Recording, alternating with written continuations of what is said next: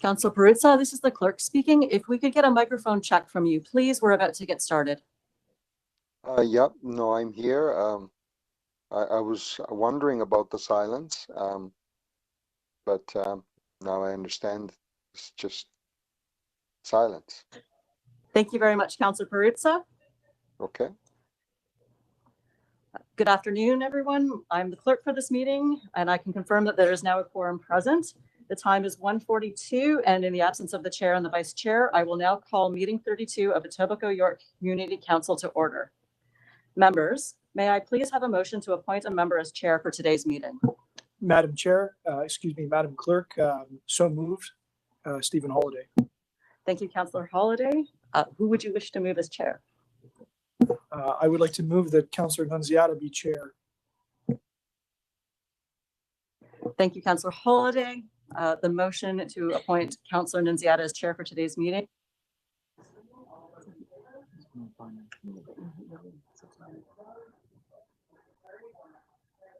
Is there a mic on? Thank you, Councillor Holiday. Good afternoon. I'm Councillor Francis Nunziata, and I will be chairing the meeting this afternoon. Today's meeting is being held with members of council and city staff participating both by video conference and in person at the Etobicoke Civic Centre in the council chamber. The Etobicoke Civic Centre is once again open to the public, and anyone is welcome to attend the meeting in the council chamber today. The public may continue to participate electronically by video conference. This meeting is also being live streamed online at youtube.com, Toronto City Council Live. The clerk staff have connected remote public speakers to the meeting by video conference, and there are public speakers in the room with us today. The list of speakers can be viewed online by visiting the Etobicoke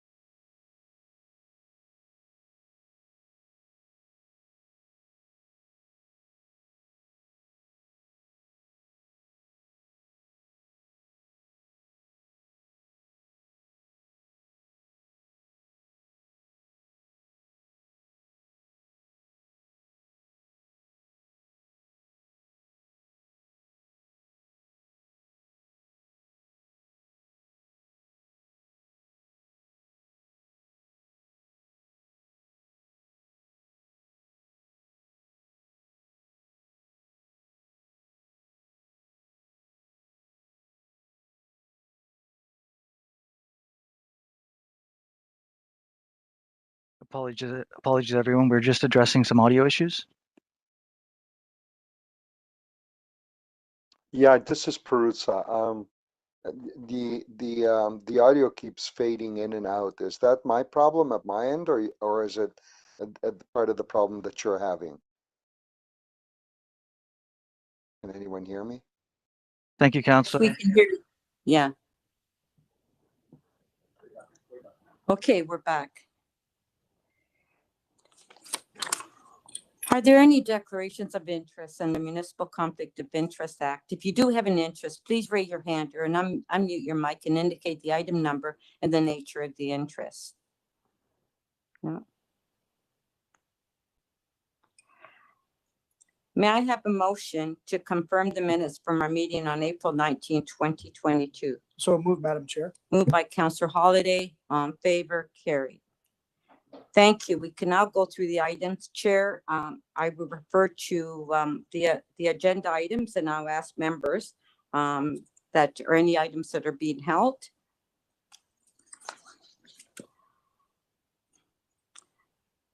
And I understand that there's new business item from Councillor Grimes, that is adding on to the agenda, and then Councillor Holiday, I believe you had have an item that you would like to add on as well. So if you can move the item for Councillor Grimes on the agenda, and then your item.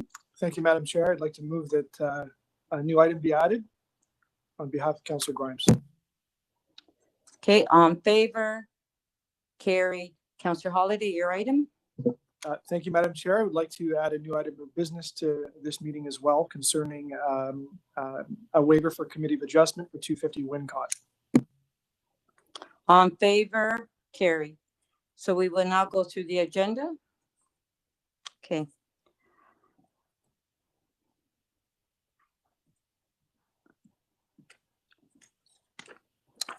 EX 32.1, we do have speakers on the item.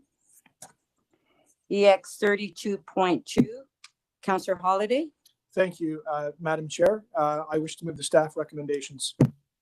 Okay, Councillor Holiday is moving the staff recommendation on 32.2. On favor, carry. 32.3, Councillor Holiday. Thank you, Madam Chair. I wish to move the staff recommendations. On favor, carried.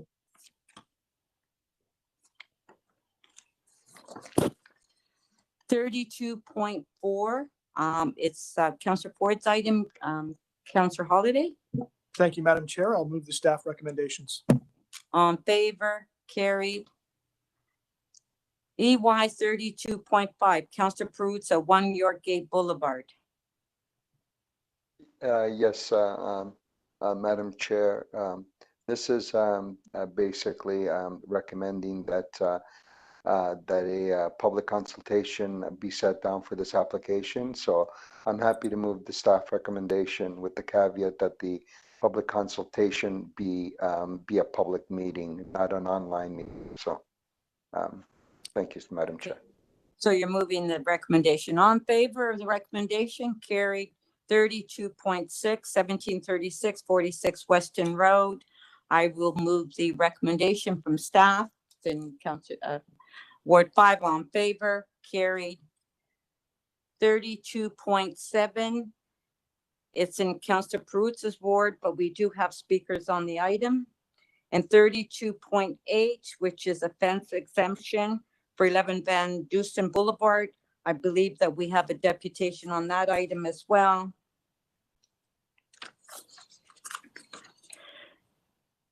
32.9, a fence exemption for 110 Prennan Avenue. We do have speakers on that item.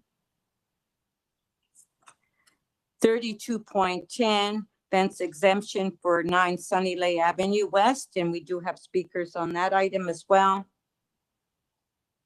32.11, pedestrian crossing protection at Dundas Street in Wimbleton. Councillor Holiday.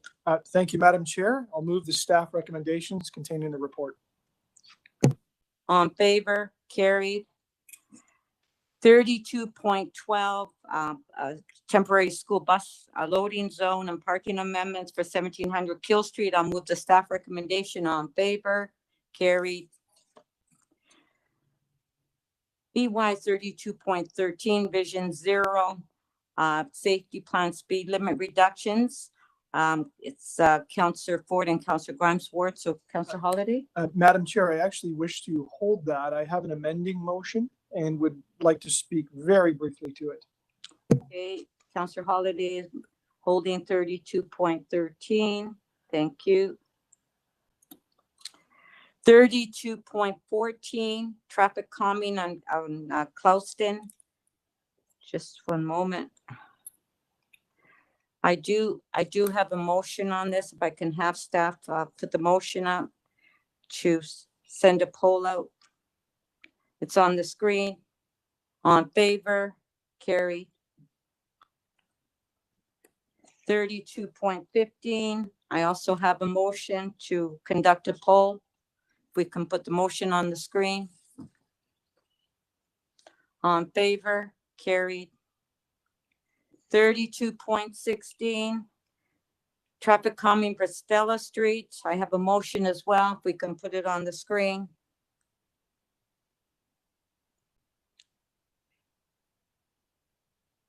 All in favor? Carried. Am I going too fast?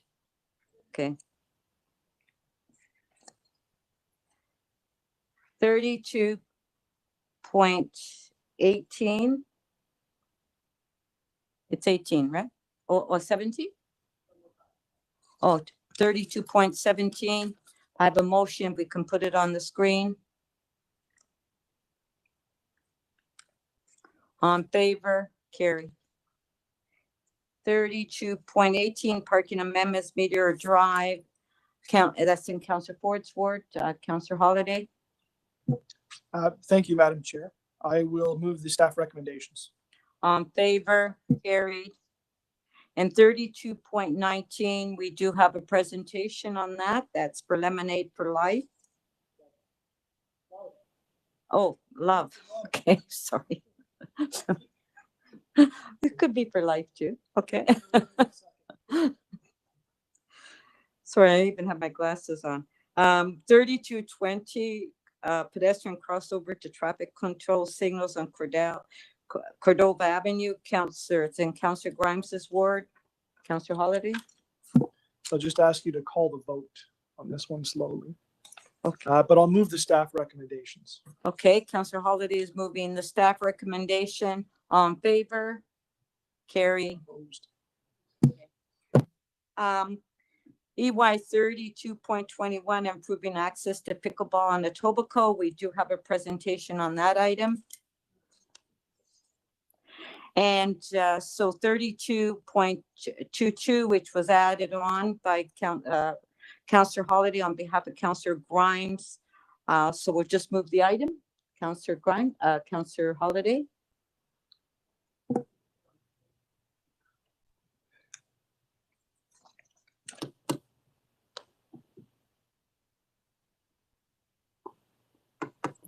It's a change to vendor permit locations. So I can move that on behalf of Councillor Grimes. Okay, on favor, carry. And Councillor Holiday, your item that you introduced. Thank you, Madam Chair. Okay. I'm happy to move the item. It is a recommendation to City Council to provide a waiver to allow an applicant to apply to the Committee of Adjustment within the 2-year period. Okay. On favor, carry. Thank you. So we'll go to our first presentation, which is EY 32.19, Lemonade for Love. Do you want to come forward?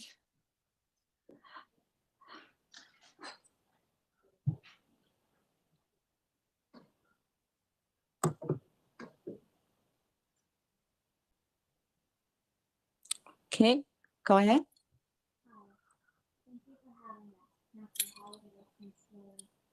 Oh, hi. Thank you for having us today, Councillor Holiday, Councillor Nunziata, and Councillor Perusa.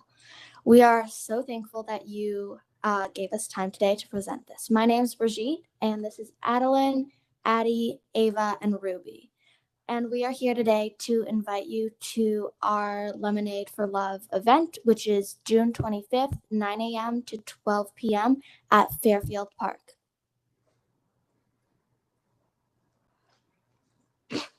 Lemonade for Love is a child-driven, parent-supported event that's all about kids helping kids. It started as a small lemonade stand in Addie's front yard, and it has grown to a community event held at Fairfield Park. At our last event, we sold over 1,000 glasses of lemonade. And in addition to lemonade, we also have treats from bake sale, live music, arts and crafts, and a selfie station. Lemonade for Love is a great way to connect with the community after the long winter. All money raised at our event goes to the Captain Xavier Fund at Silver Creek Preschool. You may be wondering what the Captain Xavier Fund is. The Captain Xavier Fund provides scholarship money for families who may not be able to afford the school. Some of the money also goes towards helping families with the cost of prescriptive glasses and other adaptive equipment.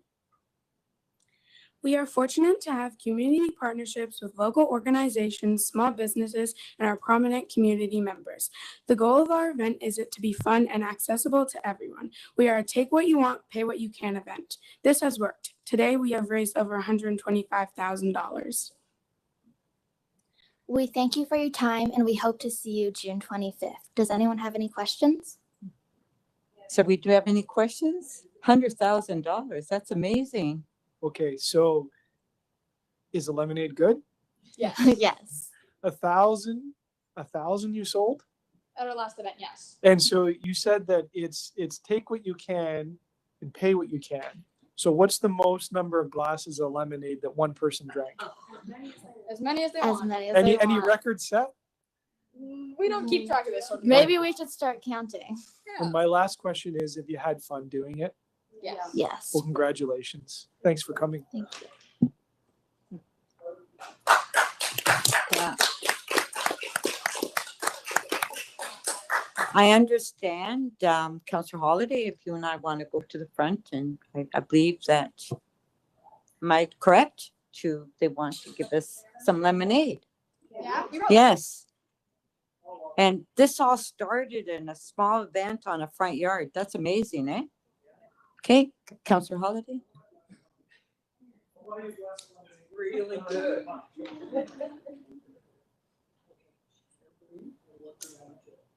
Too bad, Councillor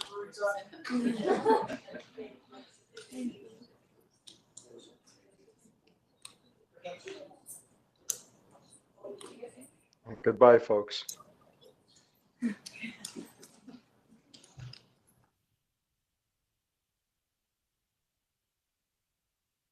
Well, thank you very much. It's amazing, and how could start off in your front yard and then expand it. Maybe we can do that citywide, encourage other communities as well to participate. So thank you very much. And Councillor Holiday, can I have a motion to receive the presentation? Motion to receive, and comment is you were right. This is good lemonade. So everybody go. Trust me, it's worth it. Thank you.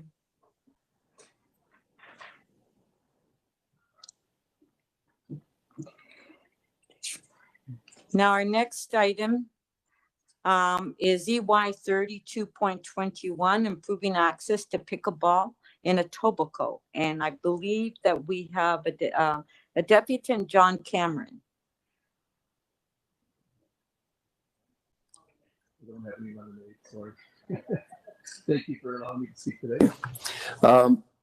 With respect to the motion put forward by Councillor Grimes, my name is John Cameron, and I'm a pickleball player. I've coached and played a ton of sports in Etobicoke over the years.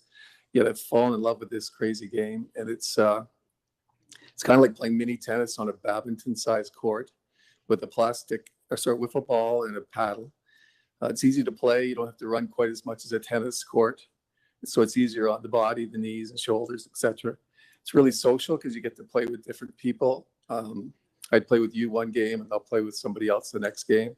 So that part's a lot of fun as well. I was on the board of Mississauga Pickleball as vice president and president, but I lived here in Etobicoke for 35 years. So I decided to start something here. And I'm also on the Toronto Pickleball Alliance, sharing best practices for other pickleball friends that are trying to get things started across Toronto. Our membership has grown to over 500 people in just 1 year, which is incredible. We hosted our first anniversary party at Hourland Community Center last week with over 100 members in attendance. Councillor Grimes was there and spoke to the crowd, which was pretty awesome. So we've been meeting with the city for over a year now with the city councilors, mostly Councillor Holiday and Councillor Grimes, plus their staff. And also speaking with Matt Bentley and Chris Clark with the city. So tremendous relationship building with everybody in terms of trying to get pickleball being played in more locations in Toronto, or in Etobicoke specifically. So our goal is to be a resource and voice for Etobicoke. So that's why we're talking to the city. So these motions are important to us. We want more locations to play inside, and outside we want more tennis courts lined for pickleball so more players can play.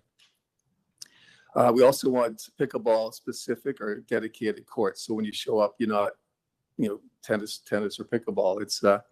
It's dedicated to pickleball. So that's why this motion is pretty exciting. And so we play in groups of 8 people or 12, or I had 40 people at Valleyfield last Saturday, and we all just keep rotating around the different courts. So it's very fun game.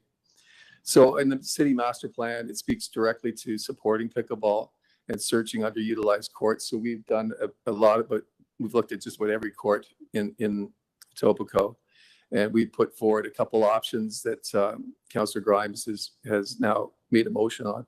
Rotary Park currently is 2 tennis courts, and they're literally side by side. So it's not the exact best place to play. If I'm a tennis player, you want room to hit wide shots. So it's a perfect one that could be converted to 3 pickleball courts, and we've done the drawings. And that would be, so that's one of the motions. There is tennis just down the street at Prince of Wales Park, so it's not like you're losing out on tennis. Coronation Park was bought by the city in 2017. Was my understanding. It's a lawn bowling pitch that's no longer been used, and it's down by across from Municipal GO station at Coronation Park. It's a 125 by 125, so it can easily be turned into 10 courts or 8 courts location to play. And they have a clubhouse there, so washrooms, and so it could be permitted, and we could do something special there for sure. They're dedicated, purpose-built pickleball courts in so many locations around Toronto and in the GTA. Oakville has 6 dedicated locations, and they're getting more this year. Hamilton has 2 locations with 12 courts each. I've been to both of them. Markham is getting their 8-court location this year. I could go on with all the different locations. Toronto has none. So Councillor Grimes is taking action, and this would provide us with 2 dedicated pickleball locations to play. It would be a first for Toronto. So my board and myself and our entire membership is in support of this motion. And we thank Councillor Grimes for putting this forward. Thank you. Thank you. Do we have questions? Councillor Holiday, questions? Thanks for speaking to us today, Mr. Cameron. Could you tell, just to inform the committee and those that are listening, why do you think, what's the vector for pickleball in the future? Is it growing? Is it static? Why do you think it's popular? What are the barriers to entry like? Those sort of things. Sure. It's probably the fastest growing sport in North America. Just because it's easy to play, it doesn't cost a lot to enter, and it's easy. I had you on court. Yes, Set a court. You were not that bad. But so it's really anybody can play. It can be adult, child. It can be the whole range. They're teaching it in schools actually. So so the growth is huge, and a lot in the U.S. they play outside. In Florida and Arizona, like there's locations with 100 courts and 65 at Naples, which is where the U.S. Open was. We have none. Like we're playing on tennis courts, which is not really our court. It's a tennis court. But at least it's a step towards it. So yeah, the growth is fabulous. Yeah. So what do you think are in a very practical way for the city, what do you think the immediate steps are to grow the sport and to grow the availability of public access to the sport? Well, number one is to get lines on tennis courts for sure, right? When we first started, there were 6 courts that were lined in Etobicoke. Last year they did 11. And we just heard from Chris Clark this morning, he probably copied on that there's 28 courts being lined this year. Like how great is that? 6, 11, 28. So we have a large membership. A lot of people want to play. They're going to have a place to play. So that's great. And now the dedicated courts is a whole other ballgame. It just means I'm not competing with a tennis player. So our courts, we're going to play our game. We can do tournaments and host different events. We do tournaments all the time and training sessions. We're really trying to get as many people playing as possible. Now you have an association. Is there a future that you're contemplating that's club based like the tennis people do, or maybe you're already there? I think we're already acting like a club. Okay. It could quite possibly be something like that. Like Mimico Pickleball Club, Valleyfield Pickleball Club. It could be like that over time, but we're just going one step at a time. Maybe my last question is, if you had a magic wand, right? If we didn't have the constraints of space and competing for space and finances and all the different things that go into the mix, what would be, the ultimate vision for what pickleballers would like to see from the city or in the city? Yeah, well, definitely a dedicated location. Centennial Park's got a 3-court in the master plan for Centennial Park. That park's huge. And I would love a 12-court, 16-court, 24-court location that could be a tournament, generator and bring revenue to the community. But really, we just want courts to play on that are ours. Thank you. Okay, thank you. So I just have a question. So that's outdoors, right? Yeah. Okay. And so now a closed area. So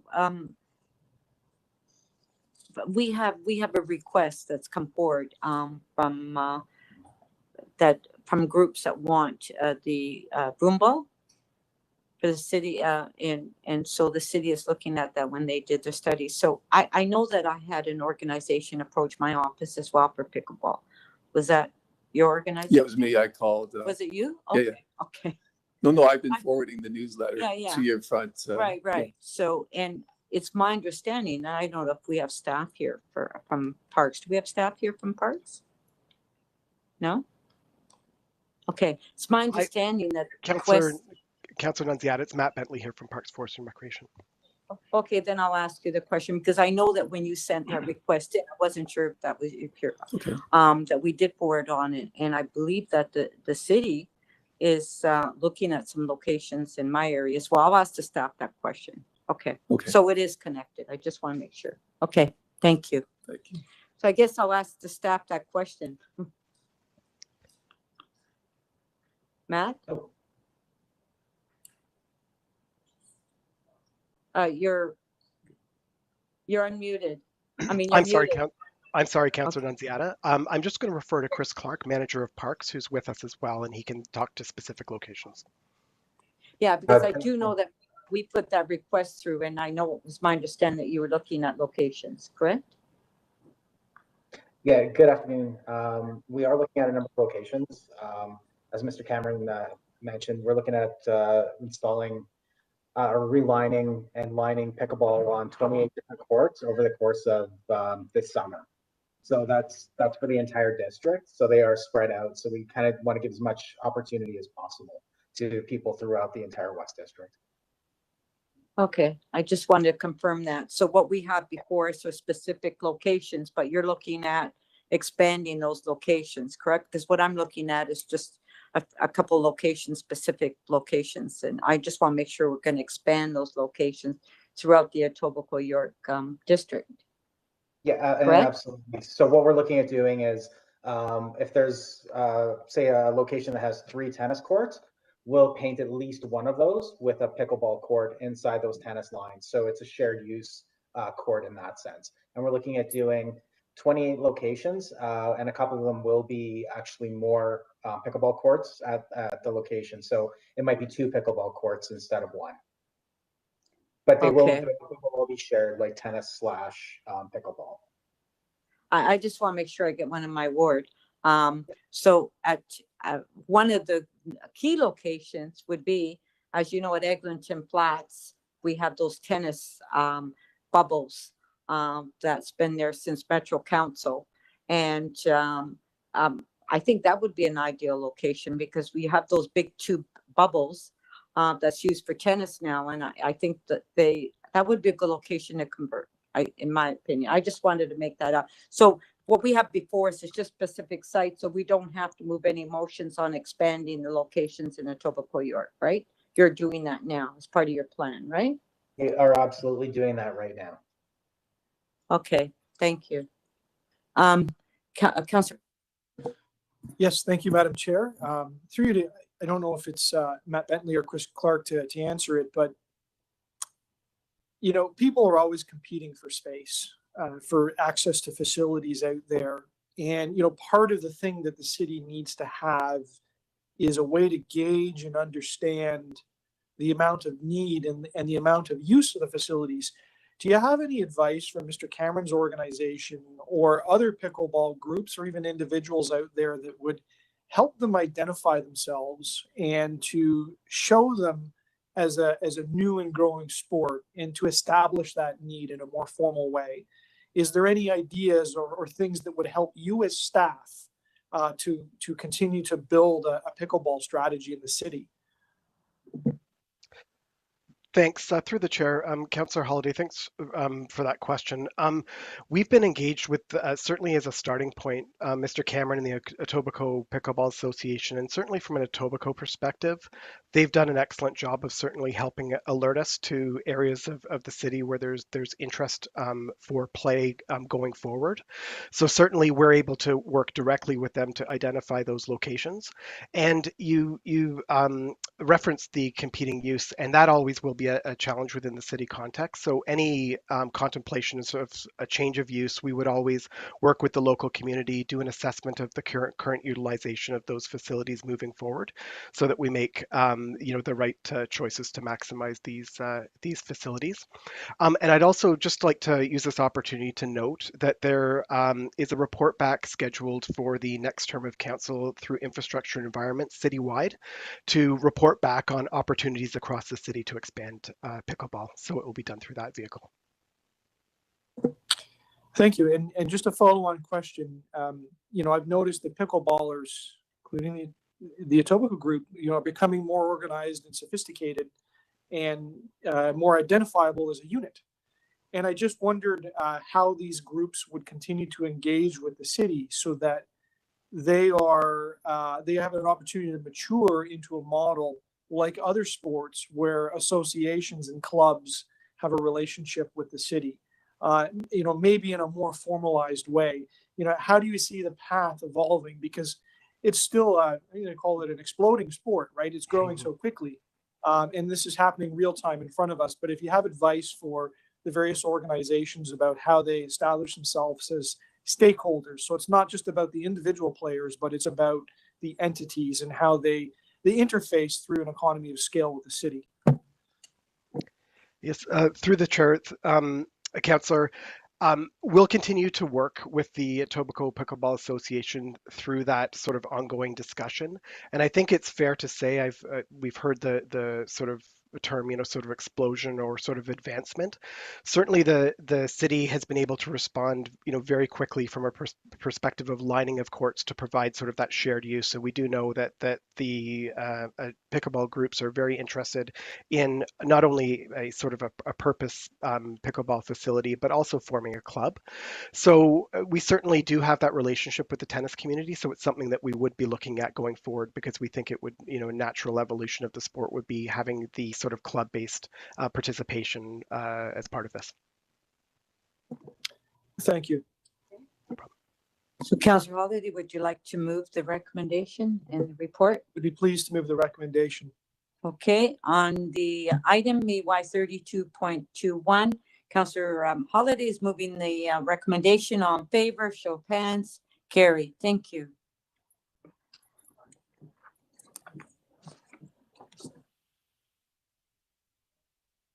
For the agenda, first item where we have deputations is EY 32.1, which is the 140, 150, 160, 79, and 220 Sherway Drive.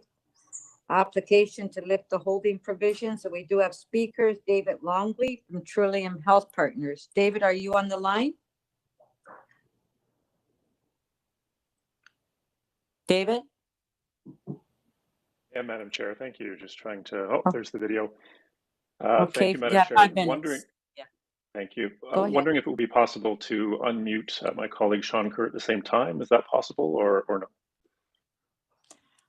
I'll have to ask the staff. Can we unmute? Yeah, we can. Wonderful, thank you. And I will let Sean start first. Thank you, Madam Chair. Okay, Sean. Thank you, Madam Chair. And, I'm starting to regret that I wasn't able to make it there in person today because we certainly have a lot of fundraising to do at Trillium Health Partners. And it sounds like that's heck of a fundraising crew that we have for Lemonade for Love there. So thank you so much for having David and I here today. My name is Sean Kerr, and I'm the Vice President of Strategy and Communications here at Trillium Health Partners. We have been to council a few times over the years talking about the Queensway Health Centre expansion project, and I'm happy today to speak on behalf of staff's recommendation to lift the hold from the zoning application for this site. And then David's going to be able to share a little bit more on the details of the project, as I know council has been very, very interested and supportive of that over the years. So, you know, on behalf of our over 14,000 people and the region of over 2 million people that we serve, we are very happy to be at this point, at this critical point in the planning process. The application to remove the holding symbol from Area B is a major advancement for us in this project, and that is a key enabler to being able to move towards the request for proposals stage to build the new patient care tower at the Queensway site of Trillium Health Partners. I also want to thank city staff, particularly Michael Mizzi, Angela Stella, Elizabeth Silva Stewart, and the Concept to Keys program, as they have worked very, very closely with us over many, many months and years to be able to advance what is certainly a complicated project, given the configuration of our site and some of the conditions. And I know the staff have worked very hard to be able to make good progress on the project.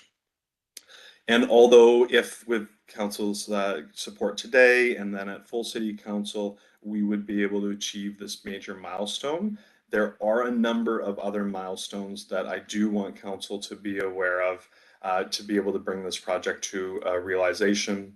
We're working very closely with city staff on finalizing the Section 37 agreement and very, very close and unconcerned about where we're at there. We will continue to need to do work to advance the site plan approval application and the issuance of notice of approval conditions, and of course our building permits. And although those are areas that we work closely with staff, we do want council to be quite aware that without rapid progress on all of those items, we won't be able to progress with both the parkade construction at the Queensway site and the hospital expansion. And then finally, before I turn it over to David, my colleague, I just want to emphasize the importance that this project must continue to get high prioritization. I deeply appreciate the amounts of pull on staff from multiple parts throughout the city, you know, transportation, engineering, planning throughout the entire city. But at the end of the day, this will be the biggest health infrastructure project in Etobicoke's history. It is the only major hospital project in our part of the city, and we do require constant prioritization in all of the work that we're doing and all the approvals that we're seeking across multiple departments. And I certainly appreciate the time and work and effort that staff have put into the project, but without constant and obsessive prioritization, we will not be able to deliver this project on time. So with that, I want to turn it over to David, who's going to tell you a little bit more about the project itself, and then we are more than happy to answer any questions you may have. Thank you, Sean, and thank you, Madam Chair and councillors for having us today. As Sean mentioned, Trillium Health Partners serving Mississauga and West Toronto, we face the largest growth profile of any hospital in the province of Ontario over the next 20 years. Our hospital will grow significantly more than any other hospital. And so this is a key project in being able to address that significant demand. This project will include 352 post-acute care beds in all private rooms, and we recognize the value over the past couple of years of having private rooms, private washrooms for every patient, which is something we don't have the luxury of today. We will have therapy space for all of our complex continuing care and rehabilitation patients on every floor, as well as access to the outdoors by way of a modest patio area on every floor, so that patients who do find it difficult to mobilize and get downstairs and get outside can have access to some fresh air and some natural light. So this is a huge step forward for Trillium, for the communities in Etobicoke, West Toronto, and Mississauga, and we certainly are looking forward to moving ahead with it. This will also be the first step to revitalize and over time regenerate the Queensway property, starting back in 1955 when Queensway General Hospital first opened.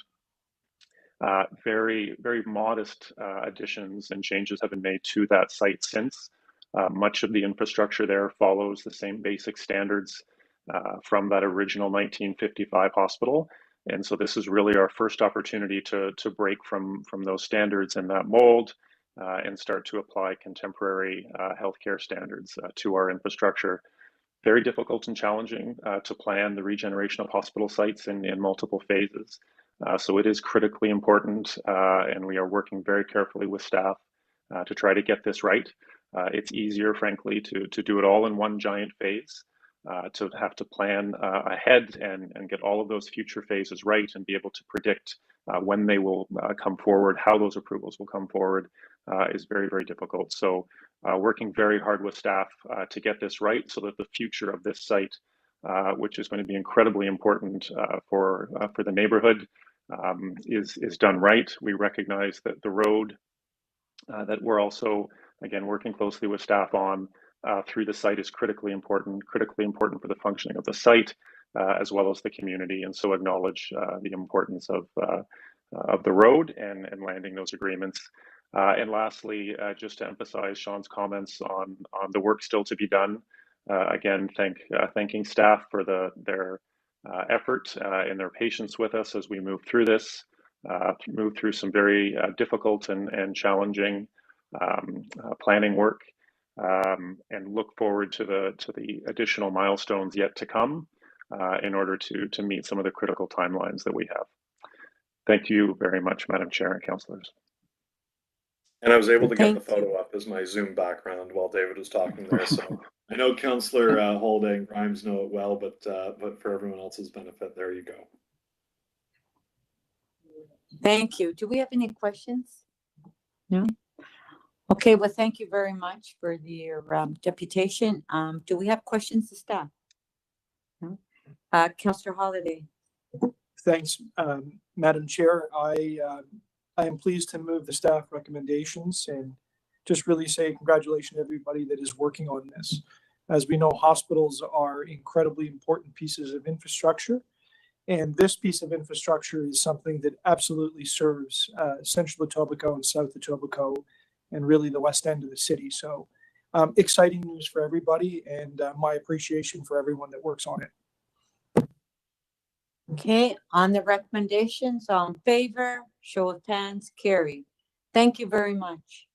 Our next item is EY 32.7 470 Sentinel Road, and we do have a speaker, Janice Jaffe White. Janice?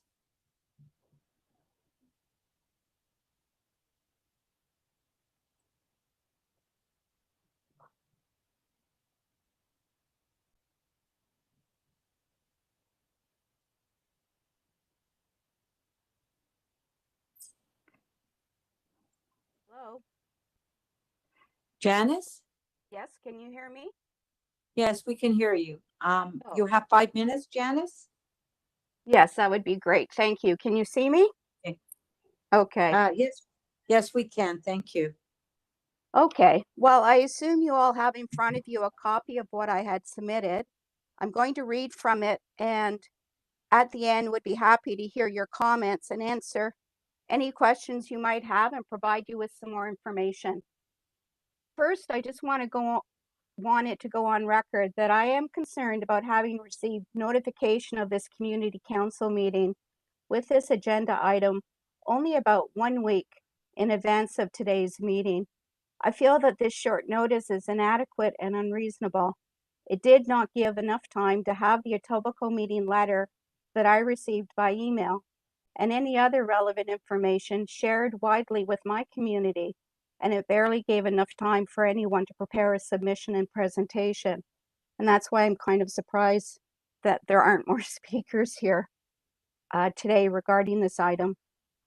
Now, regarding this item, EY 32.7, I doubt anyone is surprised that there is more intensification being proposed for our community.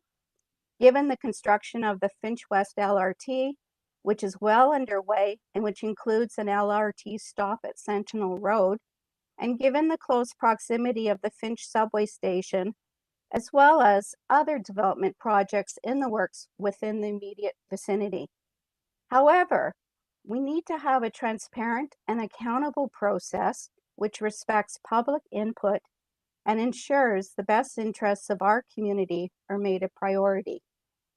While I have serious concerns regarding the proposed infill development around Sentinel and Fountainhead, including my concern that the heights of the proposed residential buildings increased after meetings were held between the applicant and city, making the project bigger and even less compliant, I do not have as many concerns as I have for the extensive development proposed for 41-75 Four Winds Drive, which is only minutes away from Sentinel Road and Fountainhead, and is currently before the Ontario Land Tribunal, for which I have been granted participant status.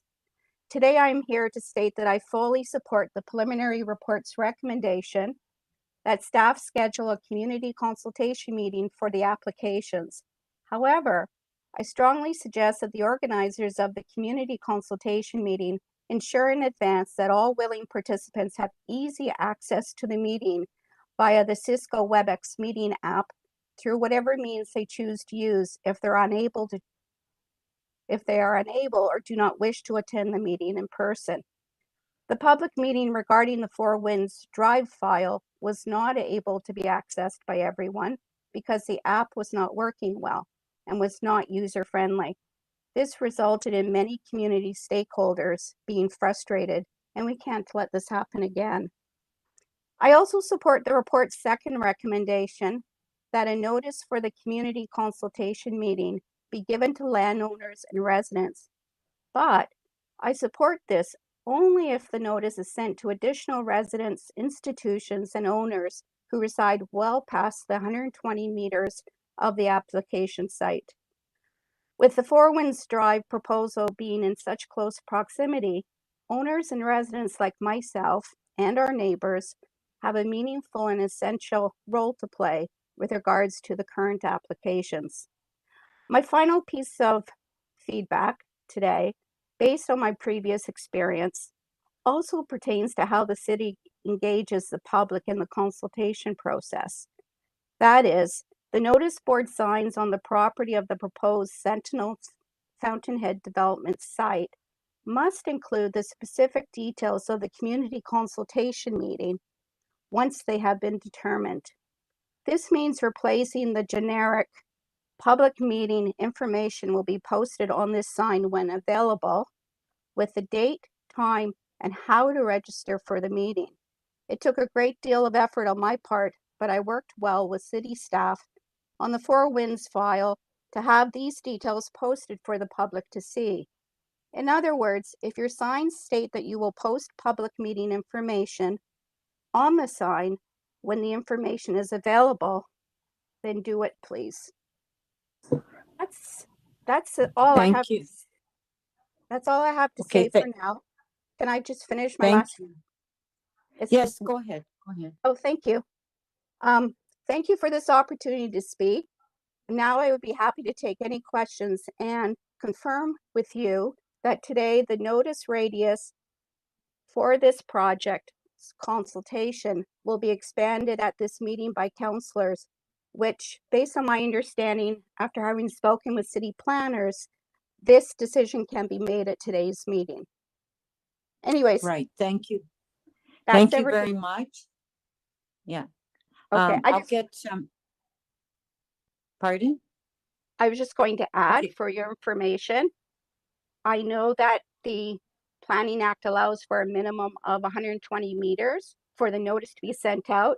I've done a Google Maps search, and what I would recommend is that the notice be sent out to at least homeowners and institutions within 550 meters of the development site.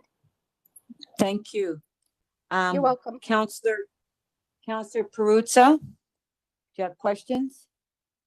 No, Madam Chair, I don't have questions of the Okay, of the deputy. thank you. I do have questions of staff. Okay, But I would thank you. I would like to thank Janice for attending today's meeting and for her contribution to it. Okay.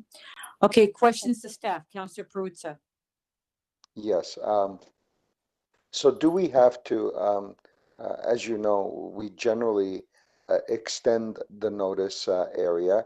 Do we have to do it by motion at this meeting?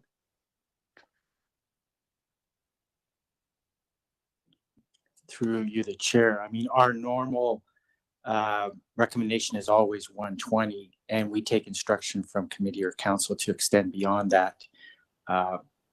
It's not uncommon, it happens, and we're at your discretion that way.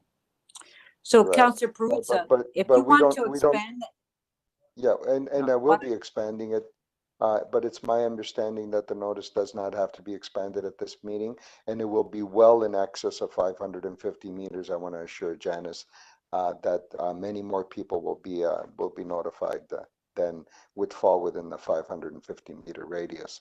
The question of staff that I wanted to ask was, it's my understanding that this is something that we do offline after we approve the recommendations. Isn't that in fact correct?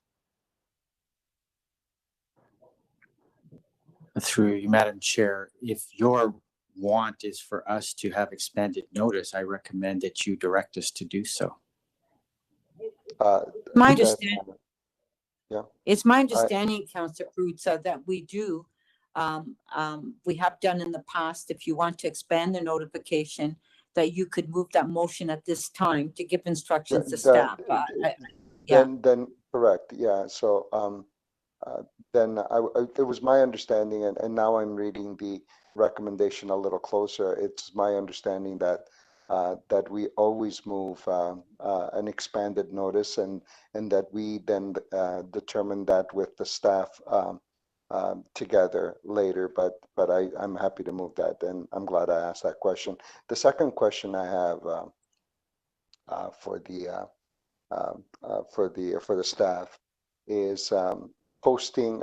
So Janice asked the question: can you post the community consultation meeting on site, having a billboard on site, posting when that meeting would be and how residents might be able to participate in that meeting, either by joining online or attending in person? Can you in fact do that?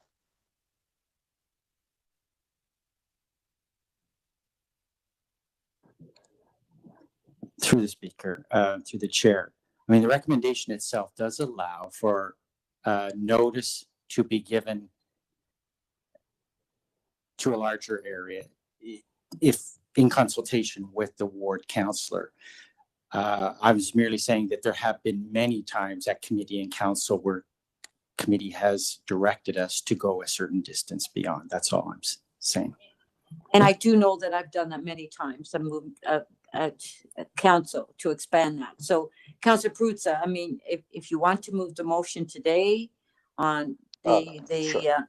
To expand it, or do you want to have in consultation with planning staff and the notices are prepared to go out? Correct. So I would move that the notice area be expanded by staff, paid for by the applicant, in consultation with the ward councillor and the communities to which it is expanded, be done in consultation with the ward councillor. Okay, just one sec, Councillor Perruzza.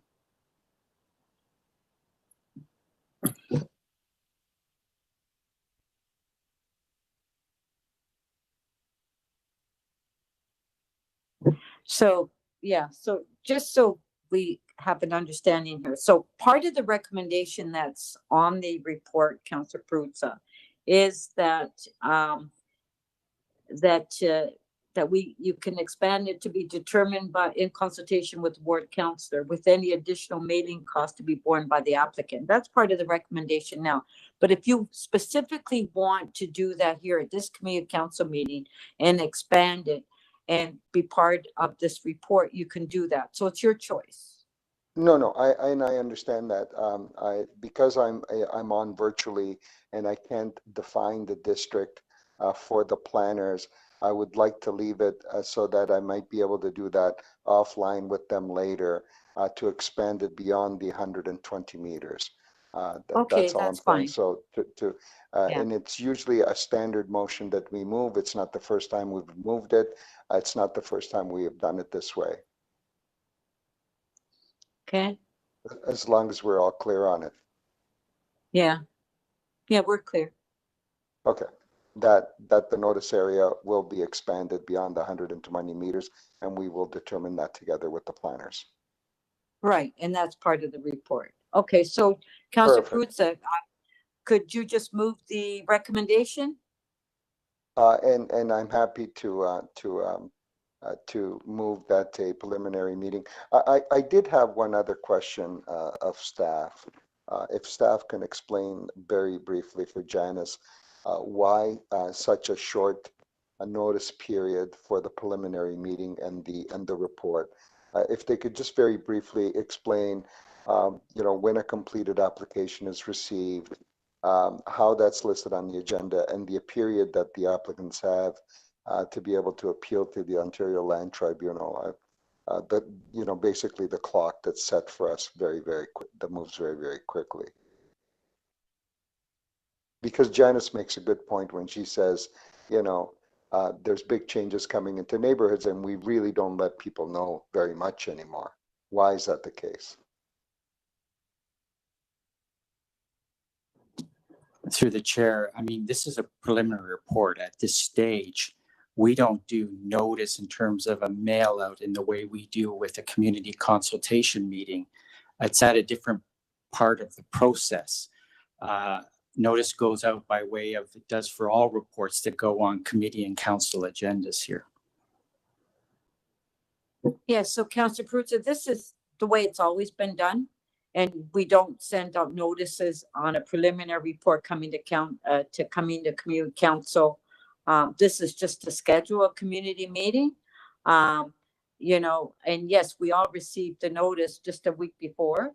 And so what I normally do is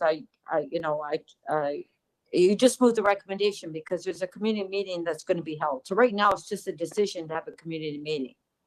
So there'll be plenty of time to inform the residents. So would you like to move the recommendation, Councillor Prusa? Before that, I would like to thank you for explaining why this stuff moves so quickly and why it's done this way for the deputant. Thank you, Madam Chair. And yes, I would like to move the recommendation so that we have a community consultation meeting on this application in this particular neighborhood. Okay, on favor? Carried. Thank you. Our next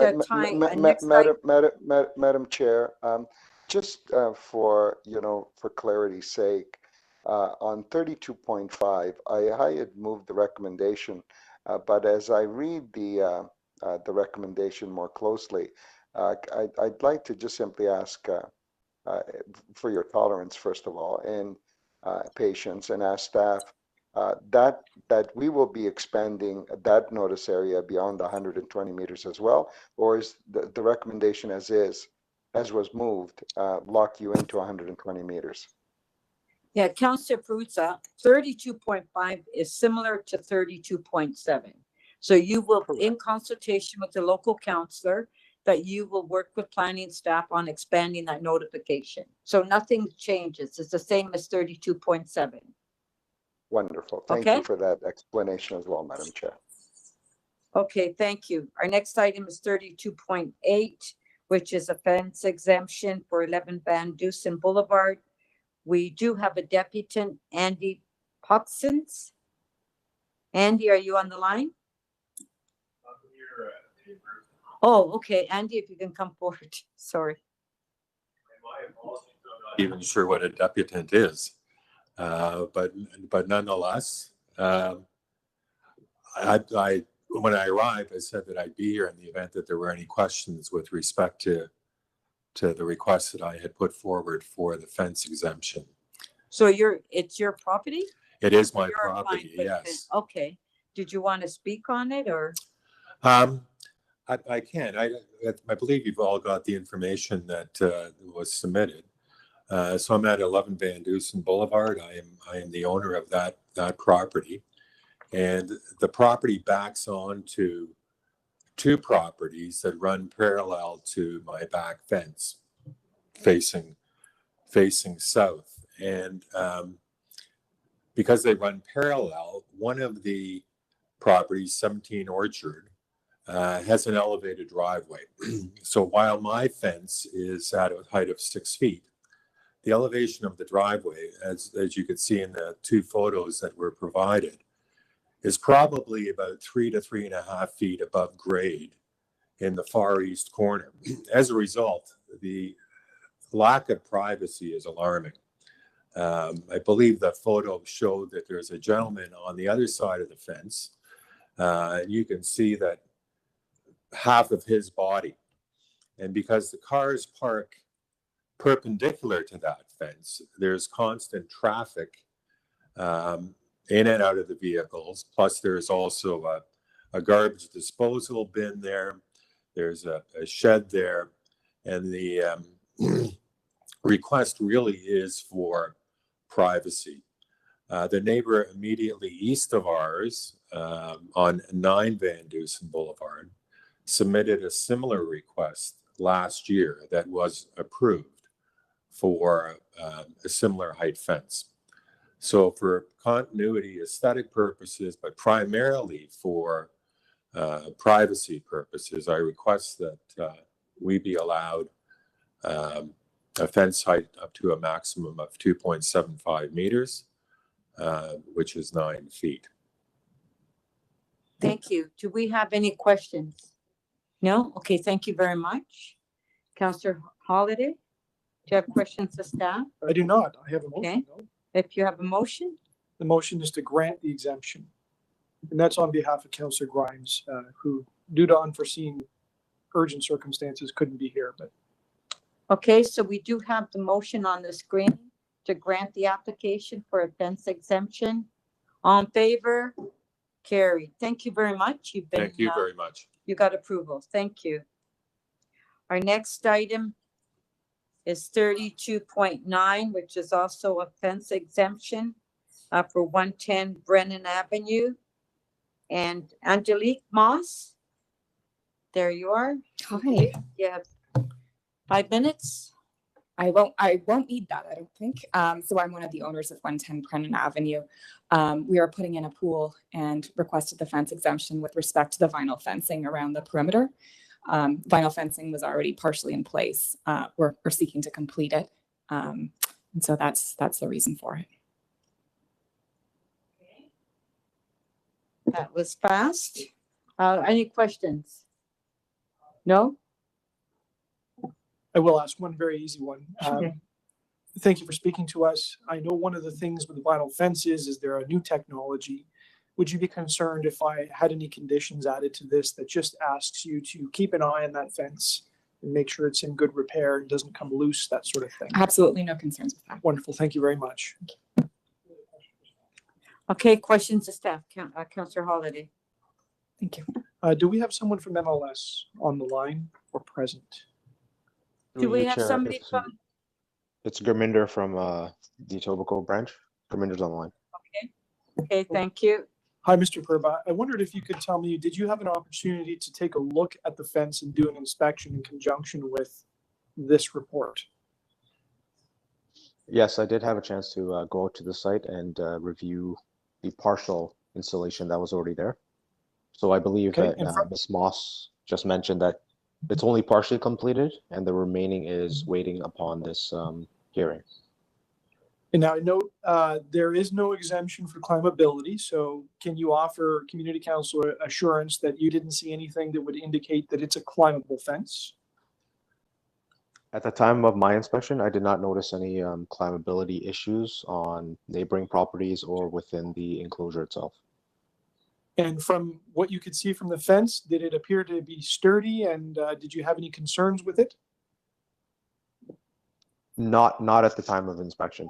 I did check it. I did try and move it around a little bit just to make sure that the posts were in correctly and there was some force that could be applied to it. And at that time, there was nothing of concern. And so if I may summarize, this is before us because the materials that are being used are not something that was contemplated in the bylaw. And this is simply a different type of construction that's before council for consideration. That's exactly correct, Councillor. And any general concerns that you would want to give community council about this? Any safety concerns? Not at this time. Generally, I've been seeing more and more of these fences. If it were a fence without a pool, there's no issues because there's no requirements for the type of material. It is a material that's used for general fence construction these days. And again, there was extra material provided as well in terms of the engineering and the ability of it to withstand wind, etc. Okay, thank you, Mr. Purba. Okay, thank you. To speak, Councillor Holiday. Thank you, Madam Speaker. I do have a motion. In fact, I have two. The first is to grant the exemption, and the second is a condition. And if clerks could put up the, if you put the condition up, because I can't remember the words right now.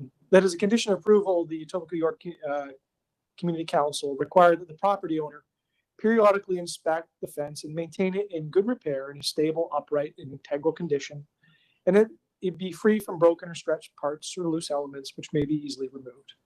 And that really, the purpose of my condition is just a reminder to this property owner and any future property owners that because we're using something a little different here, and because it's made of vinyl, the material can stretch and the material can crack.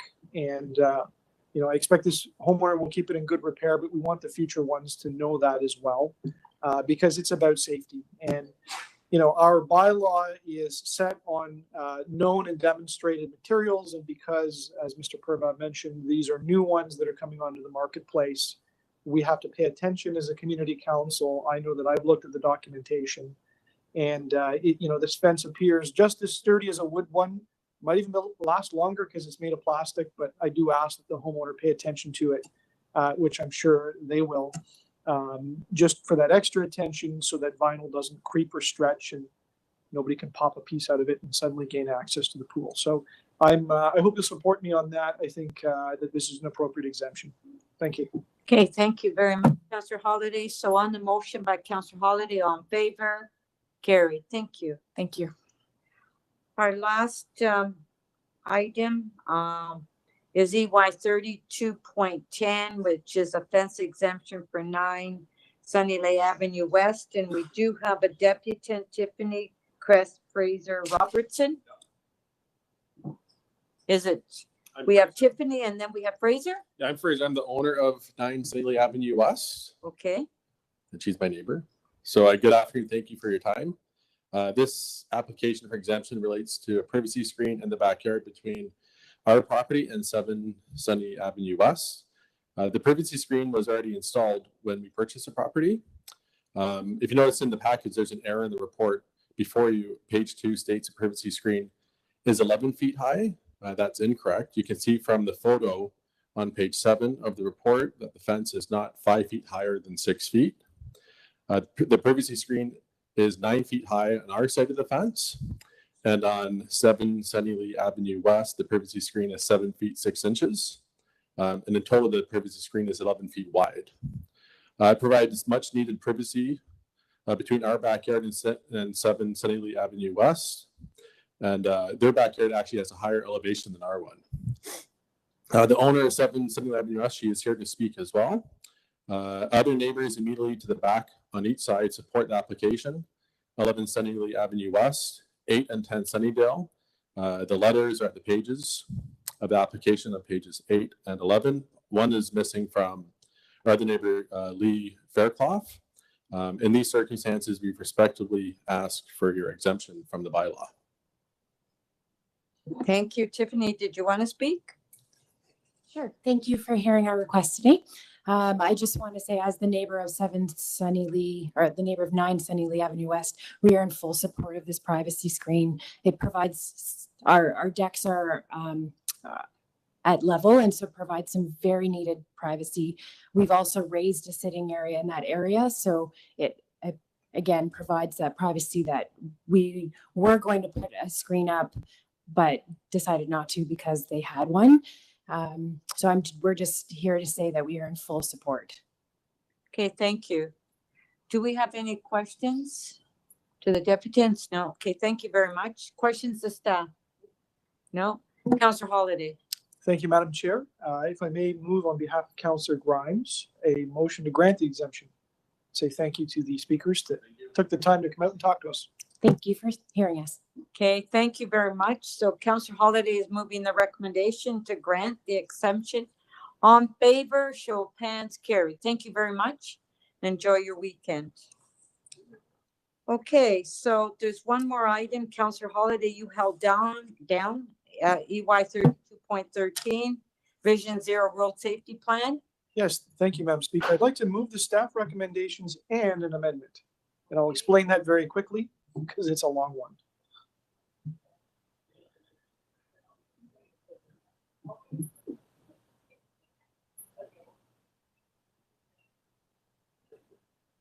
So with your indulgence, I'll paraphrase, but it's to ask the transportation staff to come back to next meeting with a follow-up report to this one, which lays out a path to expand the areas where we're doing the 30-kilometer-an-hour reductions.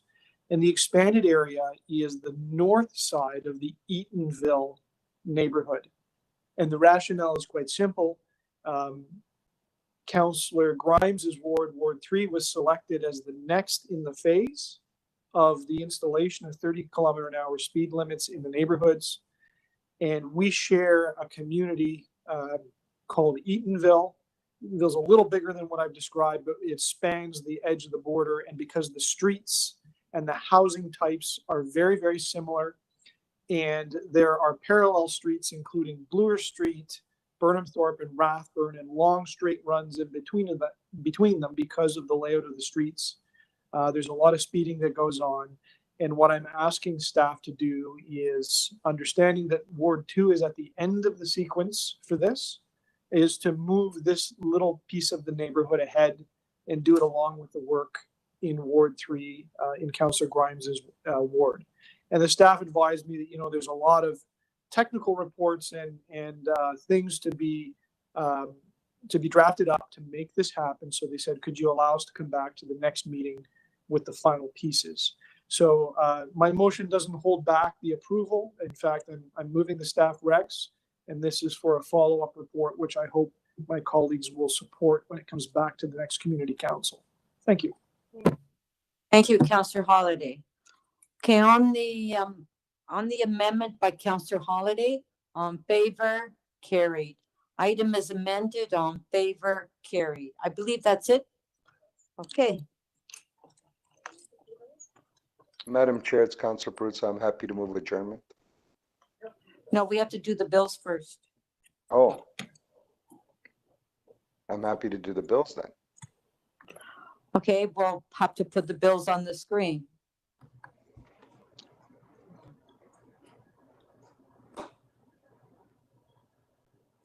Okay, it's on the screen. Councillor Fruits, if you can read it.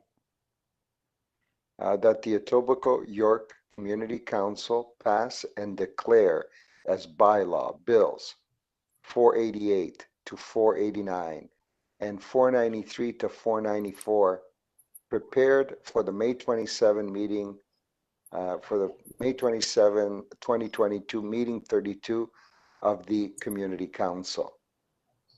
Okay, on favor, carried. Okay, there's one more, Councillor. Okay, yeah, Councillor Holiday. Oh, sure. Okay, Councillor happy to. Holiday, could you Could you do the next one? As you wish, Madam Chair, that the Etobicoke York Community Council pass and declare as a bylaw a confirmatory bill to confirm the legislative proceedings of the Etobicoke York Community Council acting under delegated authority at meeting 32 on May 27, 2022. On favor, carried. So Councillor Prusa, now you can move adjournment. I'm happy to do that, Madam Chair, and please enjoy the weekend, the both of you, okay? Well, all of you, Thank you. everyone. at the Thank you, meeting, and of thank you course, to of course. staff. Thank you to everyone. I think I managed that.